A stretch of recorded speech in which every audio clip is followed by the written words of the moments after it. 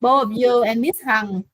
Hằng, you can make the questions or anything idea you have it. Okay, Miss Hằng, no problem. No, thank you. Okay, Sugan, you can share the screen. It's up to you. Sure, sure, sure.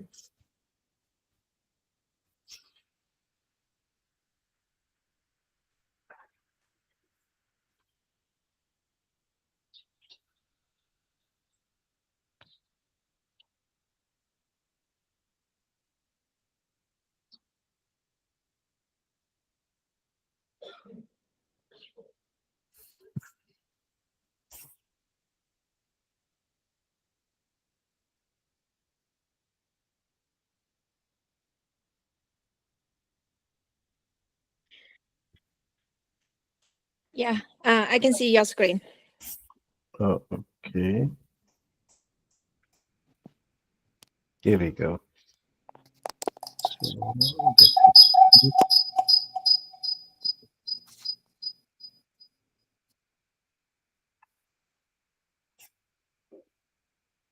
So is it visible?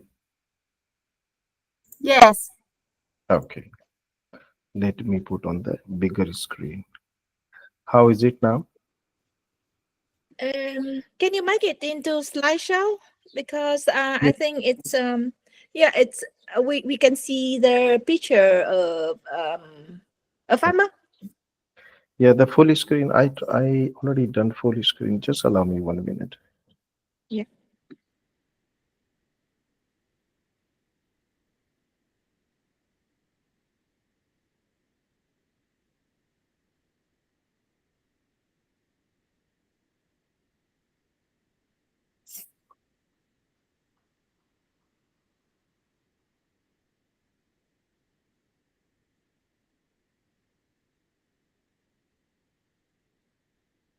Is it up? Is it visible now? Yeah, I can see it. Yeah, is this one is better. Now it's better. Excellent. Thank you so much. So, thank you everyone for joining the call today. We'll be talking on the Vietnam sustainability part two, which we as a part of our last session discussion. So today, what I will be talking mainly just on high level, bringing the new topic on export, what happening from Vietnam in last 2 3 years, and how the trend seems till 2030. Then we'll be talking on sustainability status, part one, part two, and what are the way forward, opportunities in this space comes. And of course, Ms. Lan and other group members, you can add any time, any add-on point or any queries you may have. So this, just to a recap, we already discussed in our previous session that area is sizable on 11 million hectare, comprising rice, vegetable, corn, rubber, coffee, cashew, banana, pepper, sugarcane, tea, orange, pomo, durian. So all these crops are very, very important and have a lot of export potential out of Vietnam. So question is, what is the export happening today? So I did some study in terms of, you see on the left hand side, these are the fruit and vegetables. So if you look, they are in the 1,000 tons, 1,000 metric tons. So for example, if I talk on the dragon fruit, let me just make it pointer. Here we go. So if I talk on the let's take on 2020, I'll just explain you that dragon fruit was exported close to 700,000 tons out of Vietnam, and that time prices was around 1250, and it gradually it is growing year on year. This year expected around around close to 780,000 tons, so it's almost close to 0.8 million tons, and these are the average prices of last year. However, I'll talk specifically, though similarly I done for mango, lychee, durian, and other fruit and vegetables. I also try to catch up on the rice, jasmine rice, and there is a small quantity of glutinate glutinous rice is also getting exported.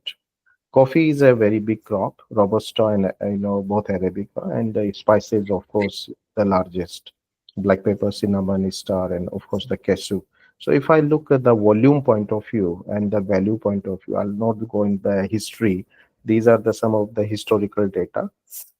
But when I'm looking in terms of the total value of the export, it is almost coming close to 20 billion uh, US dollar in 2024.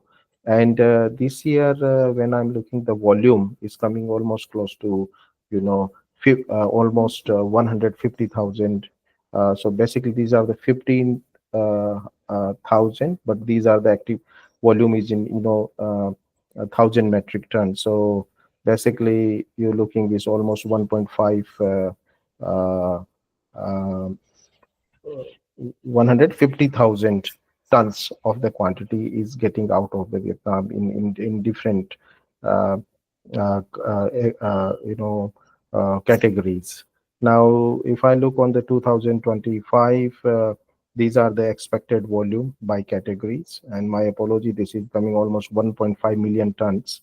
These are the expected prices. But recently, particularly black pepper prices has touched almost 7,000 tons. So I prepared this data almost 4 months ago, but now that black pepper is prices are skyrocketing because of the challenge of the weather and low production in the Vietnam. So these prices has gone now close to 7,000 ton.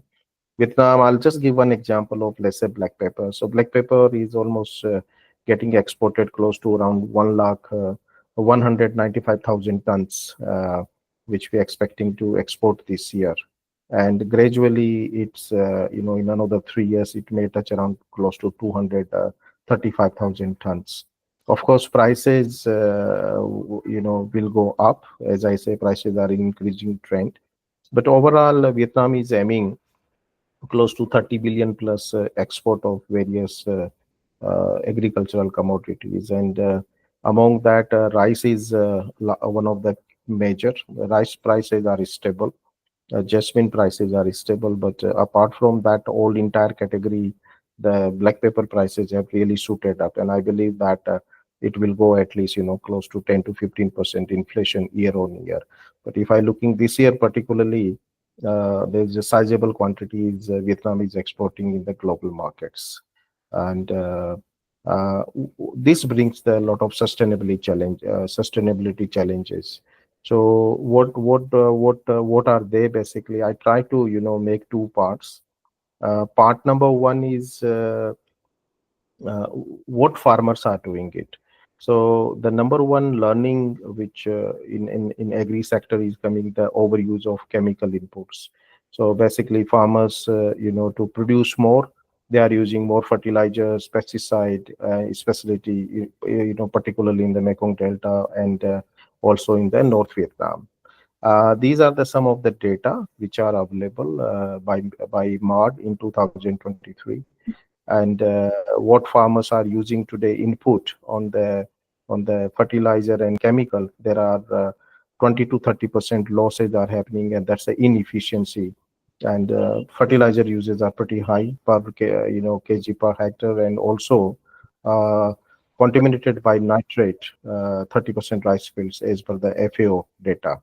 Now, what impact it is generating? So basically, it is the soil degradation, water pollution, and fertility is reducing, and that eventually will impact the. I'll just give one example, and then I'll ask for the questions. So these are the there's a negative impact on the soil fertility, and what the scientific community or the agricultural expert are recommending that let's go for integrated pest management. Also go fertigation and precision agriculture, which is will use optimize the water use efficiency, and then organic alteration, alternatives are also there. So how farmer can move forward if they want to move forward from where they are to the next level? So subsidize water soluble fertilizer and slow release fertilizers, and water soluble fertilizer like triple 19 or MAP, MKP, potassium nitrate, SOPs. So these are have a huge potential because of the increasing drip irrigation in Vietnam in the particularly in the horticulture crops. And then, of course, farmer training, IP, and integrated pest management, extension activities and expansion, telling farmers how to optimize it. So I just pause for a minute if you have any question. Otherwise, I will move to these 4 points. Miss Lang, it's okay. Yeah, no, I think I'd like to ask question at the end of your presentations. I think Oh, at the moment, just please continue with your presentation, please. Thank you. okay, okay, Ms. Lam, thank you. The second challenge is coming on the water scarcity and mismanagement. So there is a lot of seasonal water shortage, particularly on the irrigation system in the central and even in the north. Though Mekong is, very well irrigated, but what happening? The key data points are, agriculture need the fresh water. They don't need, salinity infected water, particularly in the Mekong. Now, rice fields are flood irrigated, and when you flooding the rice fields, there is some water loss. So 50 to 60% loss is happening coming, and that's leading to climate risk. So particularly when the rice fields are getting flooded, the salinity is impacting the yield. So what is the recommendation going forward? Mitigation strategies are that let's promote more drip and sprinkler. That is happening in Europe. That is happening in rest of Asia Pacific. India is one example where 12 million hectare is under drip and sprinkler irrigation. Europe, particularly if you're looking Australia, you're looking Canadian markets, or you're looking, let's say, even in Africa, the drip and sprinklers are getting more and more popular just to optimize the water use. And also there are on farm water shortage systems are there. So through precision farming, farmers can check that what is the moisture level in the soil, and and then farmer can get that message on their app in the mobile phone, and they can give the timely irrigations. Interestingly, there is a Vietnam government is trying to segment the zones which have a more water deficient or water efficient. So basically zoning the crops and zones both where we need more water. So particularly like horticulture crops, if you put a drip irrigation, there would be optimization on water. But rice, of course, need more water, and so segmentation of the crops and zones are very, very critical. So what are the recommendation now? That public private irrigation infrastructure, there are a lot of foreign companies. Netafim is among one in Vietnam. Jain irrigation is another one. So we are partnering with the government and educating farmers on how to optimize their water requirement in the field, and then promote water pricing. In Vietnam, of course, we don't have that ecosystem, but in the Europe, particularly like Denmark, or even in US, or particularly great example, Israel. Israel water is get priced. What water you use in the agriculture crops, uh, farmer have to pay per liter. So I know in Vietnam it's not right now required, but the way to optimize and give the message, if the shortage comes, this could be the one of the recommendations. Coming, most important part is the land is degrading. And why it is degrading? Because a lot of over cultivation happening, like Mekong Delta, of course, three rice. Central Vietnam, if you're looking even north, there are two rice, and then there is a intercropping. So basically in upland areas there is a lot of erosion is happening. Very interestingly, the soil organic carbon is dropping, and soil organic carbon is dropped by 0.5 to 1%. What does it mean? That normally to produce any quality horticulture crop or any good productivity, your soil organic carbon need to be 1 to 1.5% of the entire soil nutrition composition. But it remained, it already came to half, and it have a long-term productivity losses. What does it mean? That when your organic carbon drops in the soil, the nutrition uptake by plant reduce significantly. And mitigation, what is the recommendation experts are talking is the agroforestry, where you promote that, you try to bring the crop rotation. So rice after followed by maybe crops like leguminous crop, or some of the crops which can still give farmer income and give the soil fertility improvement. Compost and organic matter application is very, very critical. Farmers are doing it, but it is not enough still in terms of the quality material of organic material is still, across Asia Pacific, including Africa, farmers are not able to get the quality organic matter, and a lot of companies are trying to bring on this space. So, what is the recommendation to promote regenerative agriculture and also incentivize cover crops and fellow cycles? So basically, if you are growing let's say horticulture crop, maybe on the borders you're growing the leguminous crop to and bringing certain grassy crops or leguminous crop which can be mulched in the soil to improve the productivity. And this is very interesting. Most of global companies including FAO talking about GHG emission, particularly methane and nitrous oxide. And Mhm. this is primarily coming from the rice puddles and livestock. So what does it mean? Basically, the data points what suggesting that from as per UNDP that on agriculture, almost 33% of national greenhouse gas emission is happening primarily from the rice. And rice, normally crop release the methane. Methane is the gas they release in the environment, and the quantity they are releasing is almost 48 metric ton CO2, per year at one crop cycle. Now, what is happening? This is also impacting the contribution to climate change.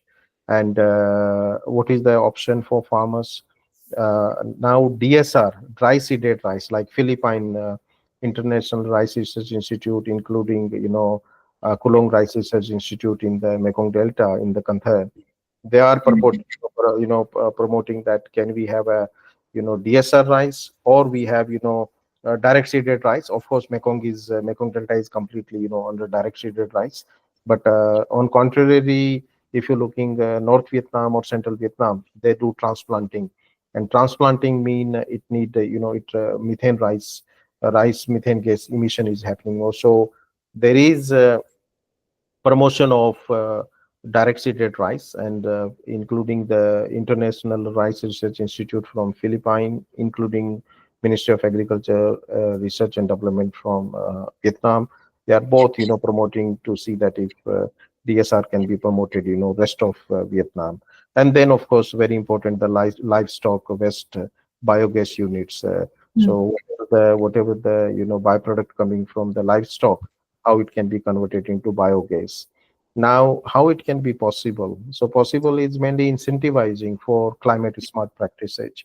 Farmer need to be, motivated. Of course, Mekong Delta farmers are very, very progressive, very, very, commercial in the nature. But Central Vietnam land holdings are small, and North Vietnam is, slightly, different ecosystem. So farmers need to be incentivized, and carbon markets pilots for farmers need to be promoted. That if they bring the carbon credit, or if they reduce the methane gas, how they can be benefited in terms of a carbon credit. Normally, most of big companies, whether it is Unilever or Pepsi or Coca-Cola or Samsung or Sony or whatever the global big giants, they have their CSR program.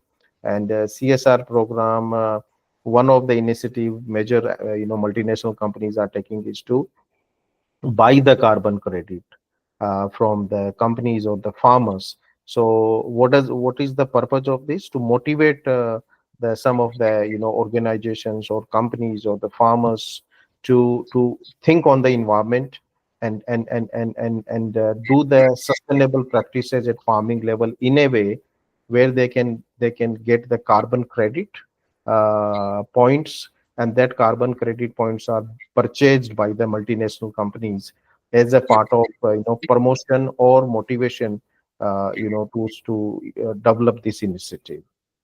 Now I have one more slide, which is part two. Mhm. Shall I move to next if no question? Mm. Slide one, I have some idea, not questions, because of Yeah. uh, maybe you have some of the information that's where is cost. for the 1, 2, 3, 4. Maybe I just ask where is the due to the farmer or due to the companies the 30 for the first overview chemical input. Mhm, The reason from the farmer or the reason from the fertilizer or the chemical company who, mhm. yes, which ones make more seriously uh, the overuse chemical. You understand me?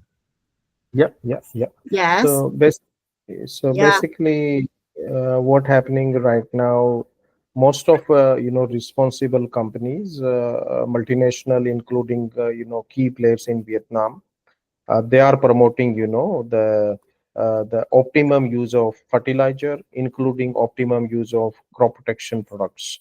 Whether company like Bayer or Syngenta or BSF or Dow or Adama, all these companies from chemical point of view trying to promote the integrated pest management practices, where wherever the chemical needed, the farmer need to use Yes. fertilizer. Yeah. Fertilizer fertilizer also, including the Ministry of Agriculture, Research and Development, MARD, which is part of the Vietnam government. They are also promoting that what is the optimum dose of fertilizer. So normally your question is very, very important. What happening today, as I said, farmers use majorly urea and DAP, and these are, the availability of these nutrients are becoming lesser. Why? What does it mean? That when you put a urea, almost 20 to 30% plant get absorbed, but rest get leached in the environment or in the soil. So that's leaves the in the longer period, it have a negative impact on the overall soil fertility and organic matter. Now what farmer do basically, when they see there is a loss happening, they use more, they put more Mhm. use, They put, and yeah. they put more. And the same thing happening on DAP. DAP is very, very is a phosphoric fertilizer, very, very important for farmer. It gives both nitrogen and phosphorus. DAP have one tendency. Once you put in the soil application in the as a basal dose in the beginning, when you growing the all field crops including rice, it Mhm. doesn't move, so basically if the soil roots which are not near to the particle of the DAP is immobile, it cannot move is naturally. So excess fertilizer, or when farmer put these fertilizer, they don't see the right outcome, and when they don't see outcome, they use again and they use again. and Yeah. and and they, if they see, wow, my neighbor farmer used one bag of extra DAP or urea, that the neighbor fellow farmer also try to do. So question is, honestly speaking, is the partly inefficiency in the fertilizer itself, because the nature of fertilizer composition on the urea in the soil application, availability of N is hardly 25 to 30%, and that's the lot of research data indicate. Now question is, what's the solution? Yeah. So particularly in the horticulture crops, wherever apart from rice, it is not possible because rice is in the Mekong Delta flooded. But rest of the crops, whether you talk, all horticulture crop or plantation crops, where drip irrigation is the where I mentioned on the recommendation that use of water soluble fertilizers and slow release fertilizer. So even you using on Yeah. the Okay. basal dose, so you use on the basal dose, but it takes over the period, and there are a lot of innovation is happening in these both slow release and also water soluble category. Because of the I has experience in the farming, so I think that's the product for the product from the fertilizer and the very profitable. So I think that the company have the some of the they make the some the most. I think that most the reason from the first obviously chemical from the company, not from the farmer. Correct, correct. I think that because the profitable industries, so the maybe come from the organizations and the government. I think So, so. so you are right partly, but And most of 40%, yeah, 40% from the farmer. I would put it like this, that most of big brands, responsible companies, including government, Yeah. extension center, or our scientists or agriculture expert, they are all trying to educate farmers that what nutrition, timely nutrition. Second part is how and what time. So basically, what now industry is moving, that moving on the drip irrigation, micro irrigation, is sprinkler irrigation to optimize the water, Mm-hmm. and also to give the better use efficiency. So for example, I'll give you one example. Let's say water soluble fertilizer. If a farmer use in the drip, the uptake of nutrition goes close to 85% to 95% kind of thing. And if he use the through drip, but if he use the foliar application on the leaf directly, the efficiency go up to close to 95 to 100%. So in this part, a lot of companies globally working on it. And if you look Europe, particularly all these horticulture crops, if I talk in Vietnam, like durian, or let's say mangoes or Mm-hmm. papaya, all these big hot banana is a big thing happening in Vietnam, all have now drip irrigation. And drip mean the use of water soluble fertilizers are getting more and more popular. And that definitely is not only improve the productivity, but also helping farmer to optimize their cost. Mm-hmm. It's a journey.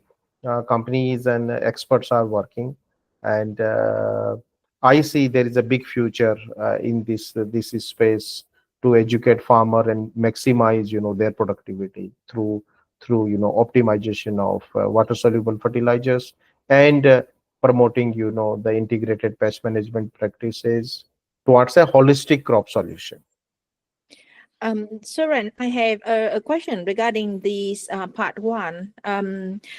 Is you mentioned the applications or the monitoring of soil level of water to decide when they need to water the crops.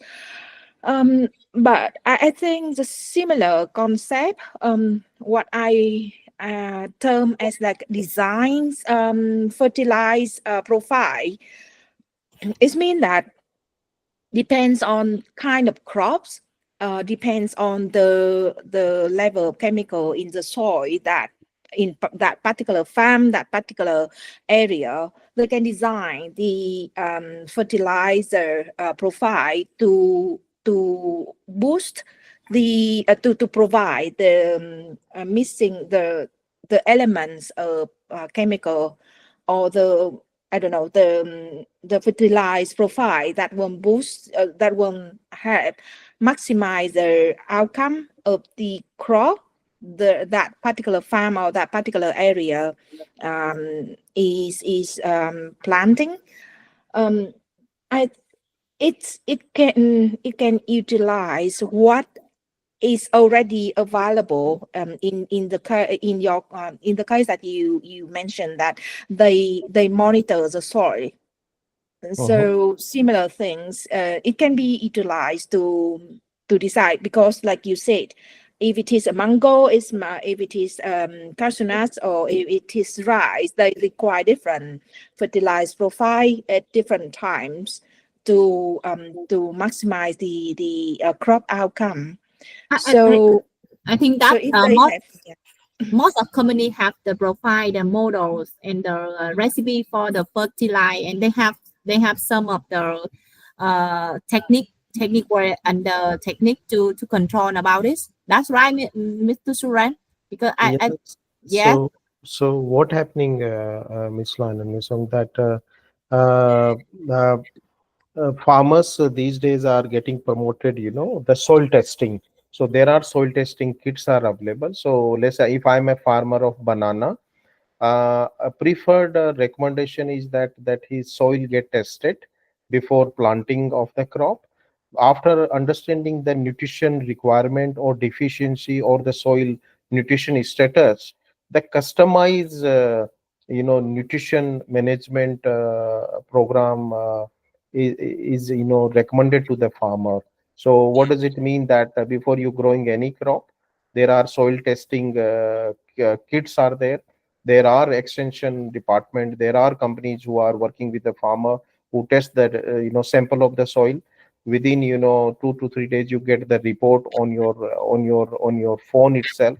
And then it's a recommendation. If you are a banana farmer, so question is how much nitrogen you should put, how much phosphorus you should put, how much potash you should put, how much secondary micronutrient you put. Just like us as a human, when we doing our health checkup, annual health checkup, doctor says that you have vitamin D or B deficiency, and then we take lesser supplement.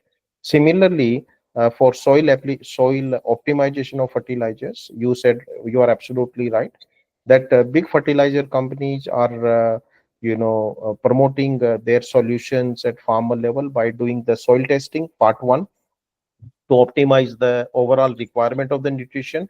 Number two, when it coming on the moisture or disease pest management, there is a weather stations. I would not use the word weather station alone, but as Mhm. a part of precision farming, you are putting the hardware.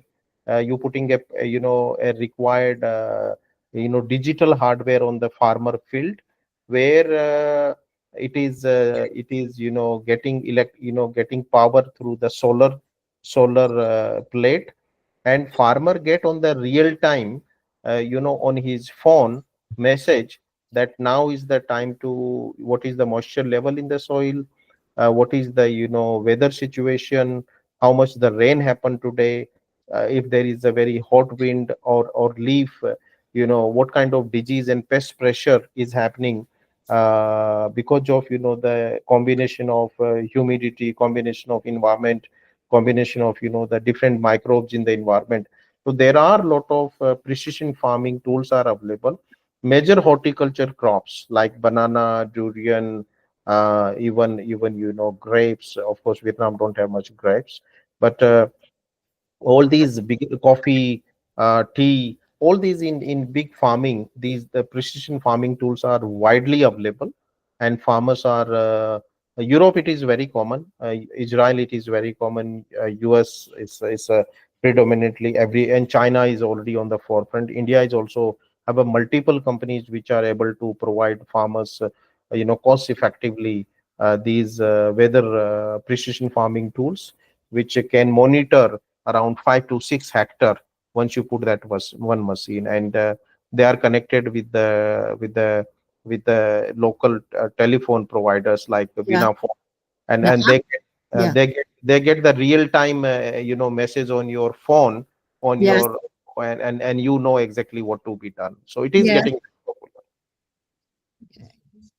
Yeah, I see the lọc trời đâu. They tend to invest the technique where to control the same of you told. Correct, correct. And it is Yeah. getting, it is the need of, as a part of sustainability and part of the cost optimization. This is just something very bigger thing happening. A lot of technology companies, IT engineers, they are putting, a lot of startups are working in this space. I'm touching on the next slide, Yeah. the Okay. same part. So basically, deforestation is another topic where cutting the forest, like expansion of coffee, rubber, cashews into forest. This is some of the areas in Vietnam happening where government is trying to, promote coffee, rubber, and so and so. And this intent, if you see from 2010, uh, intention was that, but question is it is declining because there is a deforestation is happening. So in 2010, forest cover was 43%. In 2023, it almost 41%. Uh, and major it is happening in the central highlands. why it is, what is the impact that wildlife loss, soil erosion is happening, and then mitigation plan is that local community need to come together and they need to see that how the forest management can be done. Recommendation point of view, that payment for ecosystem services. So government is motivating the local community not to cut forest and try to build, continue, and they have some incentive. And they also enforce the land use laws where you cannot cut the trees. If you do it, there is a penalty. This is globally a big challenge, including Vietnam. Post harvest Mhm. loss, Mhm. poor cold chains, packaging, logistic. Fruit and vegetables are biggest loss. Vietnam is the one of Yes. the largest exporter, and this is something, a Yes. big pain Yeah. point. And this make farmer to lose the money. So mitigation could be the cold chain improvement coming on the farmers, cooperatives or farming producing organization, collective processings. There are a lot of cooperatives in close to Longain, and even in Kantha, Kinjang, Enjang. There's a lot of farmers group coming together and trying to see that how they can fall, as the cooperative they can. It is also very common in the central Vietnam where fruits and vegetables part is happening. So government can give some incentives to build these called logistics. Tech training is also happening. So grading and packaging.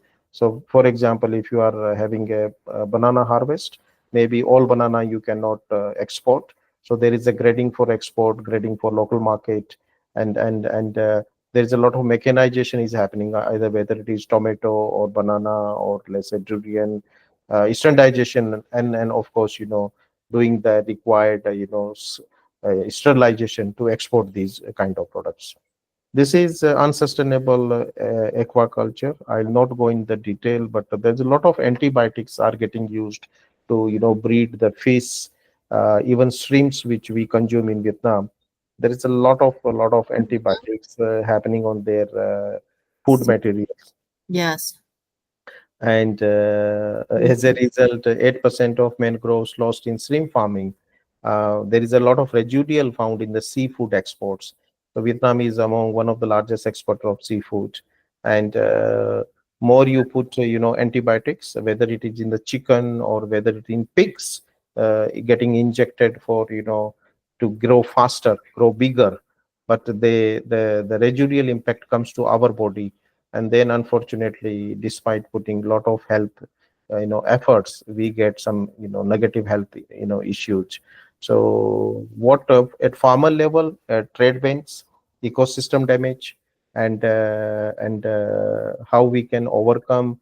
So basically, mangrove shrimp aquaculture need to educate farmers, need to have tight guidelines, and very stringent testing of these food which is getting in the aquaculture, also to certify green stream standards, and reforest mangroves with community models. So we saying, okay, this community is using safer breeding of aquaculture, but this is a long exercise.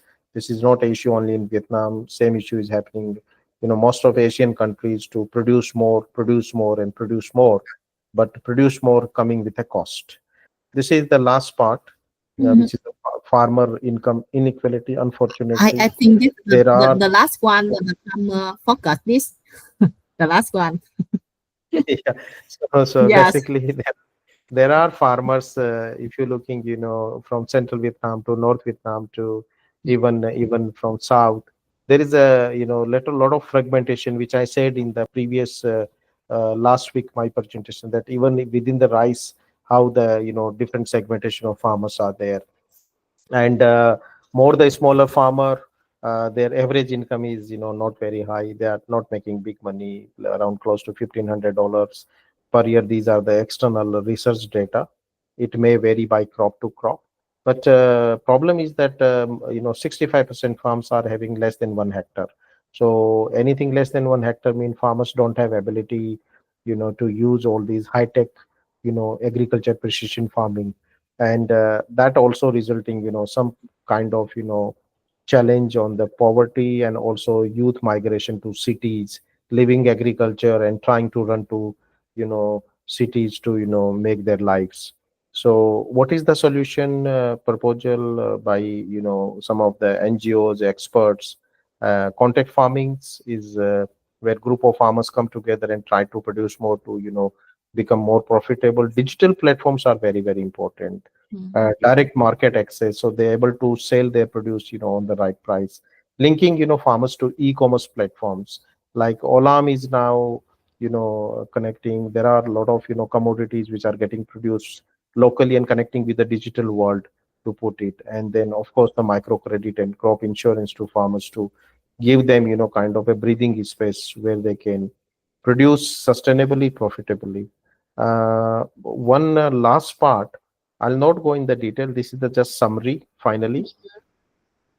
This is a Vietnam agriculture GDP is highly coming on agriculture 12.6%. Export value overall including seafood, if I put as a agri input, is a quite big 53 billion. Organic and small, there are a lot of things is happening. But what are the opportunities ahead? To summarize, one is the export market differentiation. So premium for certified product like black pepper is among one, banana could be the another one, cashew, coffee, tea. Mm-hmm. These are some of the areas where certification in terms of global practices like GAPE or rainforest technologies can be taken and can be promoted. There is a lot of opportunities ahead in this space, particularly edtech and water efficiency. As I said in my last two slides, there is a lot of challenge and there is a high demand for climate smart tools. I had a last 4 5 years I worked very closely in this space, and I see there's a lot of value Vietnam farmers can drive, and there is a lot of opportunity on this space. Agri fintech and crop insurance, there's a huge potential for mitigating farmer risk and making them kind of to right use the right application of nutrition and optimize. So this is one space where a lot of startups are thinking to put how to fund farmer crop insurance to cover the risk. And then most important is the cluster model, for example like dragon fruit. So in the Binh Thuan or coffee in the Duck Lake, where are the bigger cluster where such kind of tool, ag tech or ag fintech or crop insurance can be can be leveraged, and including the market differentiation can be made to catch up the export markets. So this is from my side, open for the questions. Yes, Miss Lang.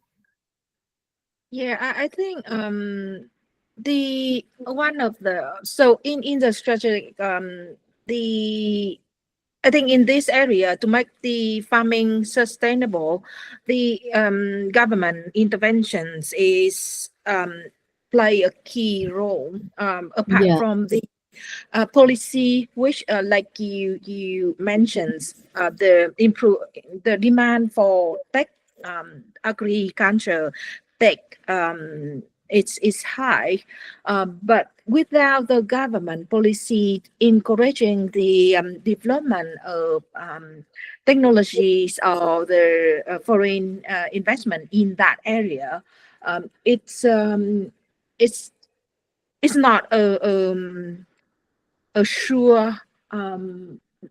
What I mean is that to attract investment in that area could become difficult. But one advantage in Vietnam is that if it is lobby in the right way, the government decision or the government policy can be issued quite quickly, and it could have um, brings impacts much faster than anywhere else in the world. Um, One thing that I know in Europe and in the UK is that the government has the policy to encourage farmer to behave in a way that is supporting the environments. Like in the UK, farmer has some scheme to not planting food in some area, like they can register portions of their land using for like spice or the stock feed planting, but not food planting, like not planting wheat. um, but the government will ensure us like they will pay out a certain amount per Yeah. hectare. So that is the government subsidiary scheme that ensure the land have some time to rest, or the ensure diversity of the crop on that land in order to enrich. Or they have a scheme, it's called like widening, so you can leave your land grow like wide grass and flower, but you still receive the payment from the government for that land. But it's required the central government decision and strategy in that case. And because the like sometimes in the case for some year it's rain constantly, and the farmer cannot plant their seed for the that crop, Yeah. so they can register that plan for Mm. that scheme. But it's demand the central government strategies, and which drive the change in behavior. And I don't know how perceptive Vietnamese government for those Mhm. kind of strategies. So basically, the FAO, including the importers from the Europe and US, they are the one of the key driver also, motivating and incentivizing the farmers, and also to the government to frame up the policies which are moving towards the sustainability, and also incentivizing the products which meeting their import requirements. So Yeah, you are right that it is expensive initially, but there is a lot of incentive ecosystem is there. And I personally feel that this is the future. Precision farming, optimum use of fertilizer, and integrated pest management in the crop nutrition, these are the three things. And the ec tech, particularly the technology part, hmm, uh, yeah, which going to be the key differentiator for farmers, to not only be sustainable to, but to produce more profitably, and to compete in the global market. So yeah. lot of thing happening initially. It may look bit in some segment it may look bit expensive, but trust me, I strongly believe that there is a huge potential and future, and government is also very keen to promote that. But I think one of the restrictions or the constraint in Vietnam is that, like you said, small farm, like it's very the some of the policy or some of the strategy, it won't works in a larger Yes. scale. Yes. And the consolidation is collaboration or cooperate between farmer. So I think you mentioned that in China they already have that trend or that movement, that the small farmer, they combine their land together and work together to agree on the crops and apply technologies in managing the crop and managing the plantation. So it could be the way forward if they work together, because with small piece of land or with so many individual farmer, if they don't work together, the some of the benefits from the strategy that you mentioned, I think it's very difficult to apply at the individual farmer level. Correct, Yes. correct. Yeah, right. Correct. Because a lot of church have the experience for to do it, Miss Lang. So I have some of the idea for the next presentation, Mr. Suran. Do you have to continue? I think very maybe you have some of the best model from the other country for Vietnam to focus or to try to the best to overcome this. For example, Yeah, or China or the Japanese or some the same of the Vietnamese farming. yeah, I will definitely, bring some more insight on some example on the best global practices, what happening in Real. the rest of the world. Yeah, the best practice for the benchmark or for the comparison or for just the model for for the Vietnamese farming to focus. It's okay. Yeah, sure, sure. Yeah, okay. So I think that today we have the end. So see you in the next week. Miss Lang and Mr. Sugan again. Yeah, Thank you so much, Rance, for Yeah, your, thank you your so much. presentations. Yeah, As always, it's very informative, and I yes, really enjoy the information there. Thank you. yes. See thank you you Very so next week. thank you, everyone. very serious Thank you. Bye. presentation. Yes. Thank you, Thank you. Mr. Suran. Thank you. Good night. Good night. Bye. Good night. Bye.